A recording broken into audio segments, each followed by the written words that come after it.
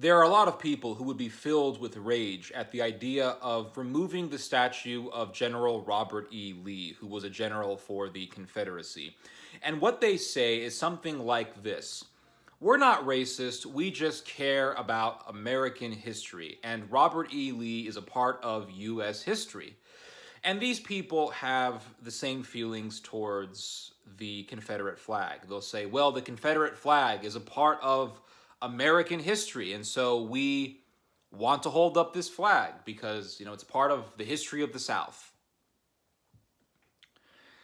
And I just don't really understand how someone can talk about how they want America to remain unified, or how they really believe in unity, and I just want to see Americans come together. I just don't see how people can talk like that while at the same time holding up a flag that represents a regime that split the Union up. Not only did it split the Union up, but it was at war against the Union. And it was a war that led to the deaths of hundreds of thousands of people. I just don't see how someone can talk about American unity while at the same time upholding a statue of a general that killed Americans for a government entity that split the Union up, that fragmented America, and that was at war with the American Union. I just don't see how that really is adequate, how that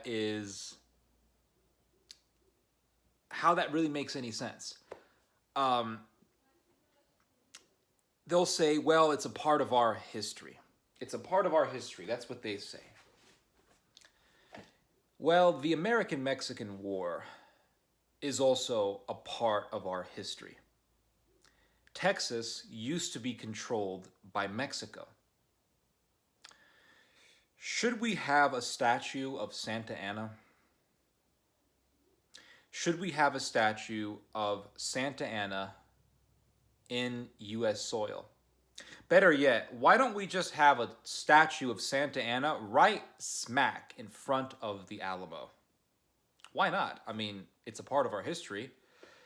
Well, we can't do that because, well, the Mexicans, they were at war with, Americans, right?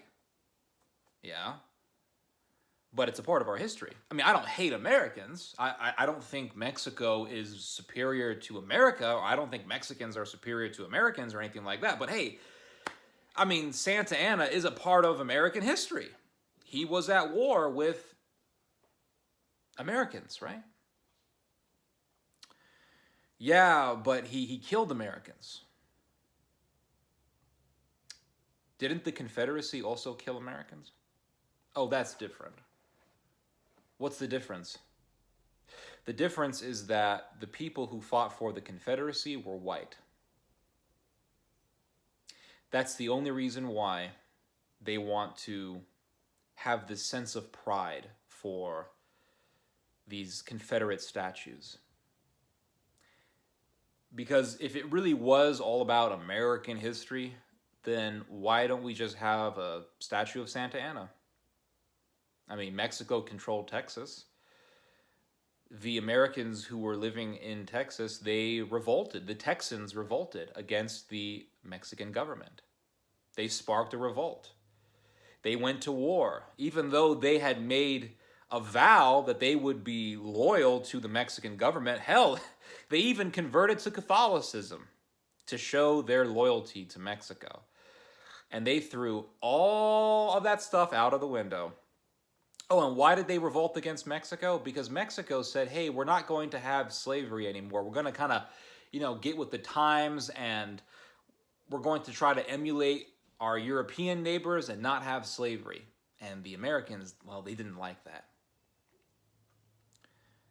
So in that regard, the Mexicans were more righteous than the Americans. I mean, why not have a statue of Santa Anna right in front of the Alamo? Well, we can't do that. Part of our history.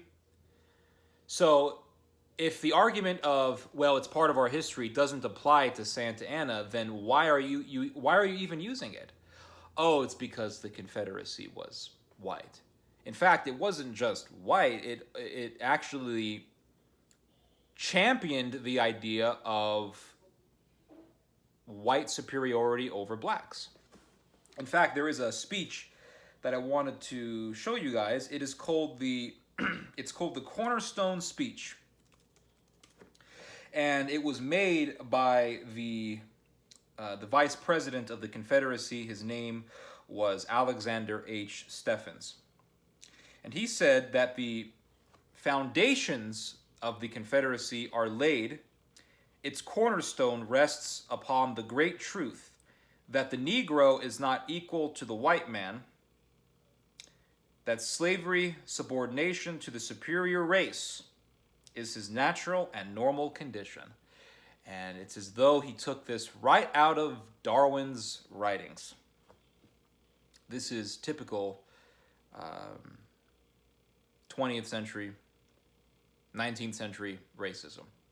Very, very common in those days, and a lot of it was influenced by Darwinism. And so I just don't understand how you can say, well, you're against racism and all that, but then you say that you love the Confederacy. Maybe you don't know this history. Maybe you're just ignorant. Maybe you have good intentions. I'll give you that benefit of the doubt. I really will. I don't say that facetiously. I'm being sincere. But are you still going to uphold your views after knowing this reality? That would reveal a lot about yourself. And I don't know. I just don't see how it is morally adequate to uphold such a flag when you know that it represents the idea of racism. Doesn't make any sense. And we all know that the whole argument of, well, it's just part of our history, that's just a cover-up. Because if it really was just about history, then, well, why not just put a big old statue of Santa Anna? Oh, because he was Mexican. Okay, yeah.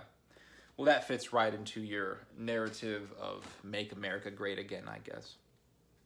Looking around us, things that have been happening recently, riots, America being the country most devastated by coronavirus because, well, we don't really want to listen. The fact that we have a president who can't really be a unifying leader during a pandemic, and that's reflected by the fact that he wants to make a big old rally in the middle of a pandemic. The fact that he would troll reporters in the middle of a pandemic, reporters that have legitimate questions like, hey, what about people who are scared? And Trump just said, well, you're a terrible reporter, when the guy was asking a legitimate question. I don't know. If this is what's making if this is what making America great is all about, I don't see how this is so great. Anyway, hope you guys have learned something from this message. You guys just heard some theology. God bless.